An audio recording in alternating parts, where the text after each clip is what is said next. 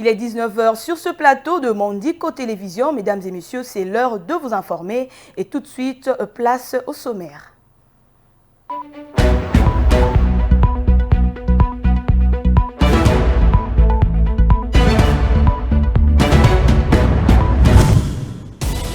Au sommaire de ce journal, les candidats à la députation nationale de la ville de Kinshasa se sont déjà engagés à battre campagne sur le terrain depuis l'attribution par la Commission électorale nationale indépendante CENI des numéros à chaque postulant, des banderoles et affiches avec effigie et numéros d'identification se multiplient alors que la date du démarrage de la campagne électorale est à venir. Le CESAC est appelé à prendre ses responsabilités.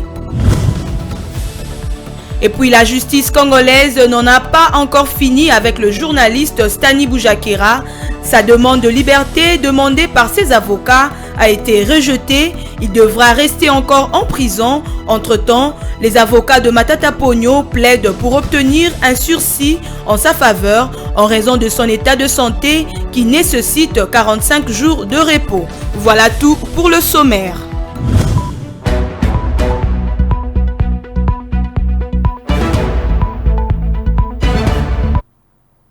On se retrouve pour un nouveau journal sur Mondico Télévision. Mesdames et messieurs, une fois de plus, bonsoir. La Commission électorale nationale indépendante CENI a attribué les numéros de référence aux candidats députés nationaux après la publication des listes définitives. Sur le terrain, il s'observe déjà un déploiement sérieux des effigies des candidats alors que la période de la campagne électorale prévue est encore à attendre. Aperçu de la situation.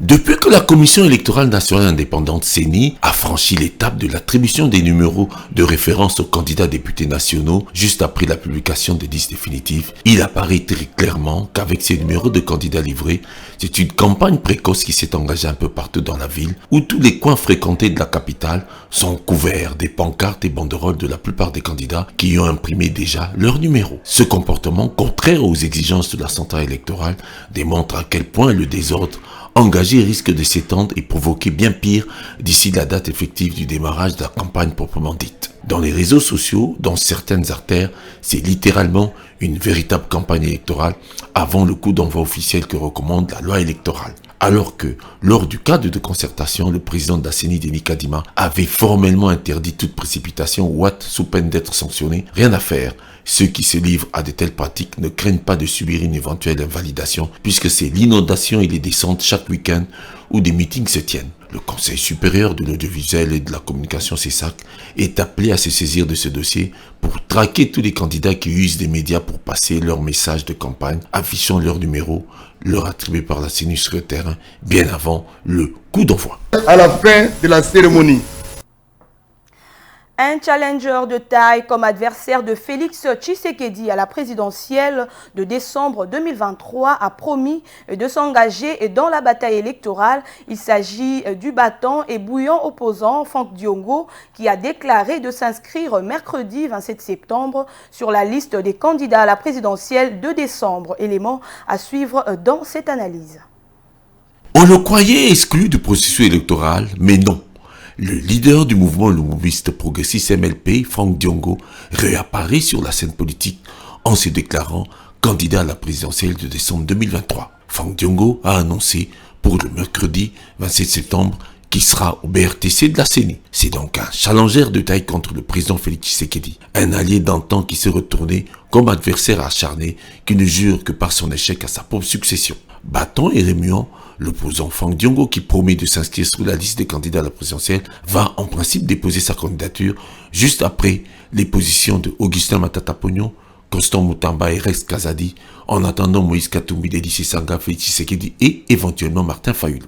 La candidature effective du leader de MLP est donc attendue au regard de cette multiplicité des candidatures de l'opposition à Félix Tshisekedi. L'émulsion monte au sein de la classe politique où les mésententes se multiplient. La bataille des urnes qui s'annonce apparaît comme un véritable tournant qui pourrait bouleverser l'équilibre des forces en présence. Si le futur candidat Franck Diongo a un ancrage populaire certain, l'opinion populaire a cependant beaucoup changé depuis ses variations de position vis-à-vis de l'UDPS, son allié de longue date et de toujours, autant d'Étienne Tshisekedi qu'il continue de considérer comme son modèle et une référence à suivre. En attendant la suite des événements sur terrain, déjà, les partisans de Fang Diongo se mobilisent pour que le dépôt officiel de sa candidature, le mercredi 27 septembre, soit un moment fort en émotion. Parlons élection toujours, le président du parti SID, Martin Fayoulou Madidi, un des opposants à Félix Tshisekedi et opposant et leader de la coalition Lamuka, s'est adressé comme annoncé à la population de la République démocratique du Congo le lundi 25 septembre 2023 à travers une vidéo. Pour l'essentiel, Fayoulou est revenu sur le contexte des élections, le combat des églises qu'il a salué, la tricherie planifiée du pouvoir en place, mais n'a pas évoqué son éventuelle candidature à la présidentielle. Suivez ses propos. Congolaises et Congolais, surtout, ne minimisons pas les enjeux des élections constitutionnellement prévues pour la fin de cette année 2023. Toutes les stratégies que développe Félix Tshisekedi et ses acolytes de l'Union sacrée n'ont en réalité qu'un seul but: vider de son sens cette expression qui hante leur conscience depuis 2018, à savoir la vérité des urnes. Le chef des confessions religieuses et particulièrement la conférence épiscopale du Congo, ainsi que les autorités spirituelles de l'Église du Christ au Congo, ont compris que ce qui couvre dans notre pays, c'est un chaos général aux conséquences apocalyptiques. Aussi, à corps et à cri, ils ont demandé l'audit du fichier électoral. Ils ont proposé l'audit citoyen du fichier électoral. Et ils appellent à l'inclusivité du processus électoral, à la proclamation des résultats bureau par bureau, afin de corriger des erreurs du passé et consolider la jeune démocratie congolaise. Conscient que le peuple congolais place un immense espoir dans ce nouveau cycle électoral et dans le fait que son choix soit cette fois-ci respecté et convaincu que le processus électoral tel qu'il est mené par M. Denis Kadima présage une nouvelle crise post-électorale. Je ne pouvais pas laisser cette noble et patriotique bataille de nos chefs spirituels se diluer dans le flux médiatique sans lui donner plus de relief.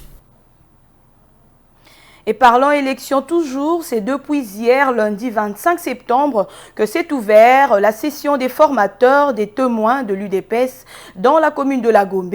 Le secrétaire général de ce parti, Augustin Kabouya, a lancé cette formation et a sensibilisé les participants sur les rôles qu'ils doivent aux élections générales de cette année prévues pour le 20 décembre. Regardez. Le processus électoral est déjà dans son dernier virage. Au parti présidentiel, l'État est au dernier réglage pour affronter cette compétition électorale, accompagné du président de la centrale électorale de l'UDPS, Maître Jacquemain Chabani. Le secrétaire général Augustin Kabouya a procédé au lancement de la session des formations de formateurs des témoins pendant 3 jours, soit du 25 au 27 septembre. Ces cadres et combattants de l'UDPS seront formés par les experts en la matière sur les techniques d'observation électorale. À cette occasion, le numéro 1 du parti présidentiel a conscientisé l'assistance sur l'importance de cette formation et les rôles qu'ils doivent jouer aux élections générales du 20 décembre prochain. Nous avons mis tout ce qu'il fallait mettre en application pour que la CEP fasse son travail. Nous avons fait venir l'expertise extérieure pour former, pour qu'à votre tour, vous puissiez former aussi. Vous êtes venus ici, c'est pour apprendre et transmettre ce que vous avez appris aux autres qui ne sont pas avec nous dans cette. À l'occasion, Augustin Kabouya a fustigé les comportements de certains prophètes de malheur qui préparent une contestation imaginaire. Et autre chapitre à présent, François Kassanda Lumembu a été nommé nouveau secrétaire général au ministère des personnes vivantes avec handicap et autres personnes vulnérables le lundi 25 septembre 2023 par ordonnance présidentielle signée par le chef de l'État Félix-Antoine Tshisekedi, lu sur les antennes de la radio-télévision nationale congolaise. Il a reçu la mission de matérialiser la vision du président de la République dans le secteur du handicap pour leur valorisation. Suivez. Le chef de l'État Félix-Antoine Tshisekedi Tshilombo a signé une ordonnance présidentielle le lundi 25 septembre 2023 portant nomination d'un nouveau secrétaire général du ministère en charge de personnes vivant avec handicap et autres personnes vulnérables. Il s'agit de François Kassanda Lumembu qui a été désigné par le président de la République. Les désormais patrons de l'administration de personnes vivant avec handicap et autres personnes vulnérables a reçu la mission de matérialiser la vision novatrice du président de la République, garant des institutions dans le secteur du handicap à travers l'administration de services et de métiers.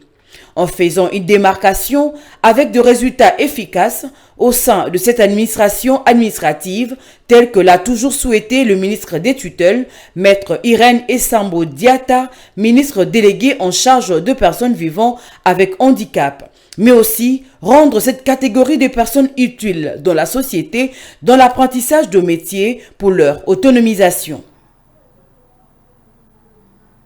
Et puis les parlementaires du monde entier sont à New York en marge de l'Assemblée générale des Nations unies pour réfléchir sur leur rôle autour de la mise en œuvre des objectifs de développement durable ODD ainsi que des actions et perspectives en faveur de la santé pour tous. La République démocratique du Congo y est représentée par des honorables députés nationaux et sénateurs conduits par le premier vice-président de l'Assemblée nationale, l'honorable professeur André Mbata, qui a salué le discours du chef de l'État et relevé le climat difficile que traverse la République démocratique du Congo avec les conflits soutenus par le Rwanda. Images et commentaires de nos confrères de la chaîne nationale.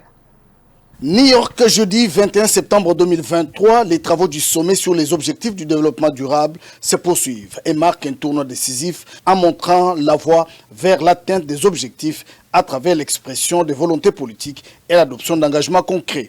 Les parlementaires du monde entier sont à New York pour réfléchir sur les rôles des parlements dans la mise en œuvre des objectifs du développement durable ainsi que des actions en faveur de la santé. Le Parlement de la République démocratique du Congo est représenté à ce sommet de haut niveau par le premier vice-président de l'Assemblée nationale, le professeur André Mbata Soumangu, à la tête d'une forte délégation des parlementaires. Aux côtés des sénateurs, le premier vice-président de l'Assemblée nationale, le professeur André Mbata a dit que la mise en œuvre des objectifs du développement durable s'est faite dans un contexte de conflits et d'instabilité dans la partie est de la République démocratique du Congo, avant de saluer le discours historique du président de la République, Félix-Antoine Tshisekedi Tshilombo, à la tribune des Nations Unies lors de la 78e Assemblée générale des Nations Unies. Le président de la République, son Excellence Félix-Antoine Tshisekedi Tshilombo, hier, dans son adresse à l'Assemblée générale des Nations Unies, il a réaffirmé notre volonté de libérer totalement notre pays. Le président de la République a dit non à tout dialogue avec les marionnettes du M23 soutenues par le Rwanda qui pillent, qui tuent, qui massacrent notre peuple.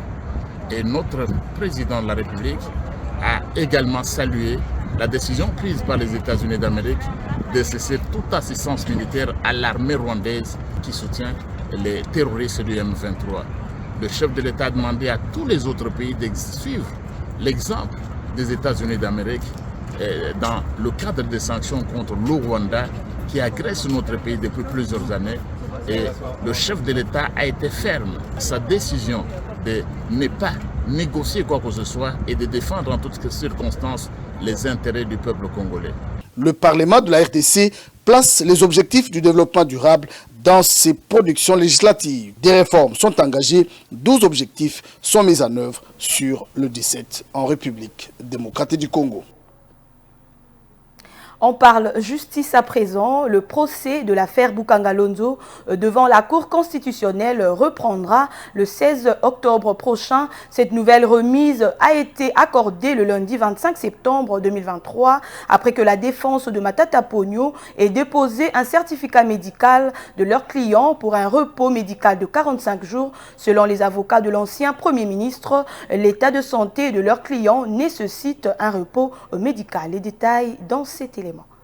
C'est en l'absence de l'ancien Premier ministre Augustin Matata Ponyo qui s'est déroulée la troisième audience de ce procès. Séance tenante, les avocats du sénateur ont déposé un certificat médical de leur client dont l'état de santé se serait détérioré, d'où le repos de 45 jours lui imposé par son médecin. C'est ce qui justifie son absence à l'audience de ce jour. Fort de cet argument, Laurent Onyemba, l'avocat de l'ancien Premier ministre, a demandé à la Cour d'accepter cette remise suivant l'article 147 de la Constitution. Le procureur général près la Cour constitutionnelle a qualifié de dilatoire la demande des avocats de l'ancien Premier ministre. Il s'est basé sur l'article 19 de la Constitution de la République pour demander à la Cour de rejeter cette énième demande des avocats du sénateur.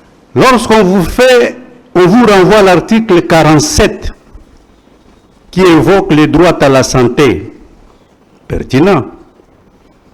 Mais moi, je renvoie aussi à l'article 19, alinéa 2. Toute personne a droit à ce que sa cause soit entendue dans un délai raisonnable par les juges compétents. Ce certificat, pour nous, est un dilatoire. Les juges ont reçu les certificats médicaux déposés par les avocats d'Augustin Matata Ponyo, mais ils ne l'ont pas examiné dans le fond. Ils se sont ensuite retirés pour délibérer à huis clos sur cette requête. À la reprise de l'audience, la Cour leur a accordé cette remise, mais pour une durée de 3 semaines, soit jusqu'au 16 octobre prochain. Dans l'impératif de la sauvegarde des droits constitutionnels, nous accorderons une remise ultime, non pas parce qu'il y a un certificat médical, mais parce que c'est un droit garanti par la Constitution pour un prévenu, citoyen congolais, de jouir de tous ses droits lui garantis par la Constitution. L'affaire Boukangalonzo est une affaire pénale qui nécessite la présence physique des prévenus. C'est ainsi que la Cour a précisé qu'à la prochaine audience, la présence de l'ancien Premier ministre Augustin Matata Ponyo est exigée. L'ancien Premier ministre et ses co-accusés sont accusés d'avoir détourné 205 millions de 285 millions de dollars alloués à la construction du parc agro-industriel de Boukangalonzo, dont l'objectif était de desservir Kinshasa, la capitale congolaise de produits agricoles. En justice toujours, la demande de liberté provisoire du journaliste Stanis Boujakera a été rejetée par le tribunal de grande instance de Kinshasa-Gombe dans une décision rendue le lundi 25 septembre et ce malgré les multiples demandes des organisations de la société civile et des journalistes à travers la campagne Free Stanis. Il y a 2 semaines, le journaliste Boujakera est en détention à la prison centrale de Makala poursuivi pour propagation des faux bruits, faux en écriture et autres commentaires.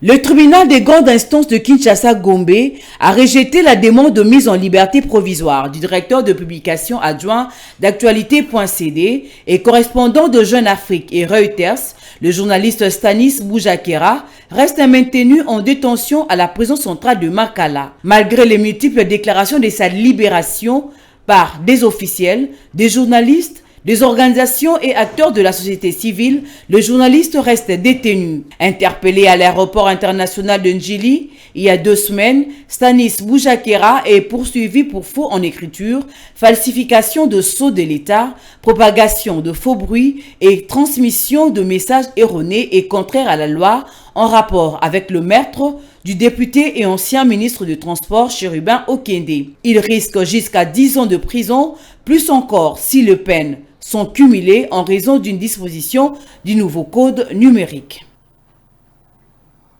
On poursuit ce journal, mesdames et messieurs. Les stades municipaux construits à Kinshasa sont toujours entre les mains des entrepreneurs. Ils n'ont pas encore été remis aux autorités alors qu'ils sont achevés depuis 2016 pour cause le non-paiement des entreprises privées qui ont préfinancé les travaux. Et pourtant, c'est le gouvernement central du régime passé qui avait initié la construction et la modernisation de ces infrastructures sportives en faveur de la jeunesse. Les stades de Barumbu et Matete font partie de ce lot. La jeunesse sportive s'inquiète et fait appel aux autorités pour prendre en main ce dossier. Regardez. Barumbu, un bijou architectural construit pour la jeunesse de cette municipalité et ses environs, mais qui n'est pas utilisé depuis la fin de travaux en 2016. Ce stade municipal est encore sous le contrôle de la société New Sotem SRL qui l'a construit pour le compte de l'État en attendant que sa facture soit payée pour la remise officielle aux autorités compétentes. Alain Makengo est avocat, il dirige la Ligue sportive pour la défense et la promotion des droits de l'homme. Saisi par le jeune, son ASBL a frappé à toutes les portes pour décompter la situation, mais sans succès. Nous nous sommes rendus compte effectivement que l'État doit approcher ces entrepreneurs pour qu'ils puissent récupérer ces ouvrages, qu'ils le mettent à la disposition de la jeunesse congolaise. Alors, il y a des préalables, il faut que l'État puisse travailler avec l'entrepreneur et avec toutes ces, nous avons dit, toutes ces conditions et les obligations de part et d'autre, afin que nous puissions récupérer, dont l'État puisse récupérer d'abord ces ouvrages qu'ils mettent à la disposition de la jeunesse. Pour la société New Sotem SRL, la vraie raison de la situation déplorée reste le paiement de la facture de l'entrepreneur selon le cahier de charges validé par l'ancien gouvernement. La raison, c'est que c'est à cause d'un paiement. C'est un stade qui a été préfinancé à plus de 60% par l'entreprise elle-même. Et à ces jours, les montants, le reste des montants n'est pas payé. Un PV a été fait et ils reconnaissent notre créance comme s'élevant à plus de 3 millions de dollars. Le stade est toujours en état. Il est entretenu par la société New Sotem qui a gagné un autre marché auprès du gouvernement pour l'entretien. C'est une autre créance qui s'ajoute aux 3 millions de dollars américains de travaux de construction. Selon l'entrepreneur, lors des derniers Jeux de la francophonie organisés à Kinshasa, le gouvernement s'est engagé auprès de l'OIF à payer le dû de la société. Rien n'est fait jusqu'à présent. L'OIF, l'Organisation internationale pour la francophonie, elle-même, qui n'accepte pas qu'on fasse jouer les jeux sur des infrastructures, d'utiliser des infrastructures litigieuses, il avait demandé que les ministres de l'ITPR avaient demandé qu'on nous paye après réconciliation de créances encore au niveau de BCECO. Les jeunes de Barumbu ont déjà tenté de prendre possession de cet ouvrage pour leurs activités. Ces tentatives s'est soldées par des arrestations de plusieurs encadreurs de jeunes. Contacté par l'agence congolaise de presse, le cabinet de l'actuel ministre des Finances qui a hérité de ce dossier de cabinet précédent n'a pas souhaité s'exprimer avant de recueillir tous les éléments nécessaires auprès du bureau central de coordination. Ce dernier a été chargé à l'époque par le ministère de la Jeunesse, Sport, Culture et Arts comme maître d'ouvrage délégué de la mise en œuvre du dit projet. Les chauffeurs membres de l'Association des chauffeurs routiers de poids lourds du Congo, ARPC, se sont mobilisés lundi 25 septembre devant l'immeuble du gouvernement à Kinshasa pour exprimer leurs revendications. Cette mobilisation due suite à leur suspension du travail depuis le 18 septembre ayant comme cause l'absence de réponse satisfaisante de la part du gouvernement. Parmi leurs principales demandes, les chauffeurs réclament une augmentation de leur salaire, la suppression de la sous-traitance dans le secteur des transporteurs routiers ainsi que le paiement des frais de mission et des primes au taux du jour. Images et commentaires. Le député national Déon Soukou, présent sur les lieux de la mobilisation, s'est engagé à porter les revendications des chauffeurs auprès du ministère du Travail et des Transports. Il a souligné la nécessité d'organiser un dialogue tripartite impliquant le gouvernement central, les gouvernements provinciaux et les chauffeurs pour résoudre la situation. Les chauffeurs ont formulé environ 11 revendications et exigeant des solutions urgentes. D'après des sources concordantes, c'est ce mercredi 26 septembre que cette réunion aura lieu autour du ministre Marc Ekila des Transports, Voies de communication et désenclavement. Le porte-parole de la corporation a exprimé la frustration des chauffeurs face à l'absence de dialogue avec les ministères compétents jusqu'à présent. Rappelons que c'est depuis le 18 septembre que ces derniers sont en grève. Et aussi, les autorités traditionnelles sont en conclave à Kinshasa du 24 au 30 septembre prochain au pied de la statue de Joseph Kasavubu, premier président de la République démocratique du Congo après l'indépendance. Ce conclave veut être un cadre de concertation qui réunit tous les chefs coutumiers de la République démocratique du Congo, offre l'opportunité à ces derniers de réfléchir sur leur rôle face aux enjeux de l'heure. Jocelyne Massiala pour les détails. C'est pour réfléchir sur leur rôle face aux enjeux de l'heure en République démocratique du Congo que les autorités coutumières venues de tous les territoires du pays sont réunies en conclave, notamment la situation sécuritaire dans l'est du pays et au Bandundu, les enjeux électoraux et autres. Une rencontre qui va aboutir à un plaidoyer sur le renforcement de la mission des autorités coutumières en tant que gardiens des pouvoirs coutumiers et de la terre. Avec ce conclave, on fait toujours une solution pour remédier et pour combattre l'ennemi. Parce qu'on nous a détruit, les Mundele l'a dit, c'est pour y régner. On nous a divisé, même les gens coutumiers. Mais là, ça a suivi déjà un nouvel agenda, c'est-à-dire du premier que la réconciliation et l'histoire de la réunification des chefs coutumiers, aussi des beaux pouvoirs que Dieu nous a légués. Nous demandons premièrement devant l'État congolais de nous apporter cette chance, de nous donner ce que nous cherchons, de rétablir au moins le pouvoir coutumier aussi les tribunaux coutumiers. Là, la paix sera rétablie dans notre beau et cher pays, qui est le Congo. Des visites dans certains mausolées d'anciens dirigeants et personnalités politiques emblématiques du pays sont prévues, ainsi que des forums et des plaidoyers. Et en religion, cette fois-ci, avant de terminer, le secrétaire général du parti présidentiel Union pour la démocratie et le progrès social, UDPS, Augustin Kabouya, a été l'invité de quelques églises, question de répondre à plusieurs sollicitations et perspectives liées à l'unité des Congolais et des Congolaises autour du chef de l'État, Félix Antoine Tshisekedi. Suivez ce reportage.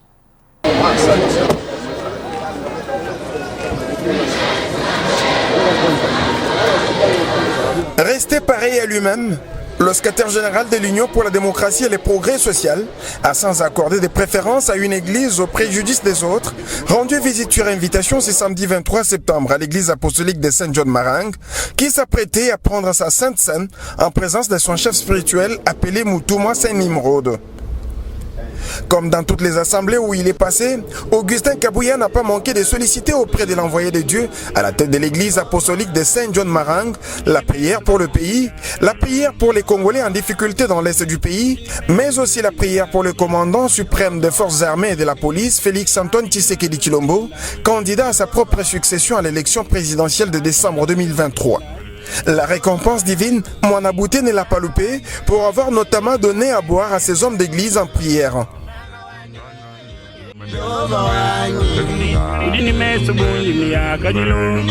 Ici, le lieu est de souligner que le chef du parti au pouvoir a toujours nourri une grande proximité avec les églises, sans exception, d'autant plus que la RDC est un pays laïque. En aucune fois, Augustin Kabouya n'a eu à lésiner sur son temps pour répondre aux différentes invitations des églises, quels que soient les longs trajets. S'il a été aperçu chez les catholiques à Kisantu, le général de l'UDPS avait aussi communié avec le fidèle de feu prophète Tataonda dans les territoires de Madimba. Sa présence était notamment signalée à la 123e session de l'Assemblée générale synodale de la 18e CAC à Boma, toujours dans les Congo central. La liste ne sera pas exhaustive, S'il faut parler de ces différentes visites dans les églises sur place à Kinshasa, dont celle au centre chrétien du combat spirituel figure parmi les plus récentes. Pour rappel, l'église apostolique de Saint-John-Marin, visitée ce jour par Augustin Kabouya à son quartier général de Kinshasa situé dans le district de la Tchangou, tire ses origines du Zimbabwe et dispose de plusieurs extensions à travers l'Afrique, notamment en RDC.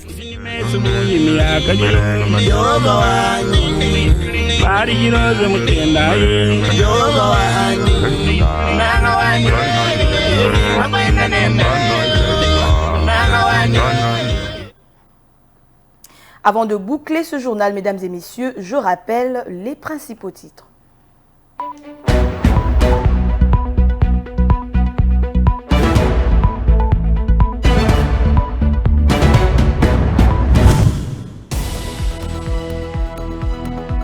Les candidats à la députation nationale de la ville de Kinshasa se sont déjà engagés à battre campagne sur le terrain depuis l'attribution par la Commission électorale nationale indépendante CENI des numéros à chaque postulant, des banderoles et affiches avec effigie et numéros d'identification se multiplient alors que la date du démarrage de la campagne électorale est à venir. Le CESAC est appelé à prendre ses responsabilités. Et puis la justice congolaise n'en a pas encore fini avec le journaliste Stani Boujakera. Sa demande de liberté demandée par ses avocats a été rejetée. Il devra rester encore en prison. Entre-temps, les avocats de Matata Ponyo plaident pour obtenir un sursis en sa faveur en raison de son état de santé qui nécessite 45 jours de repos.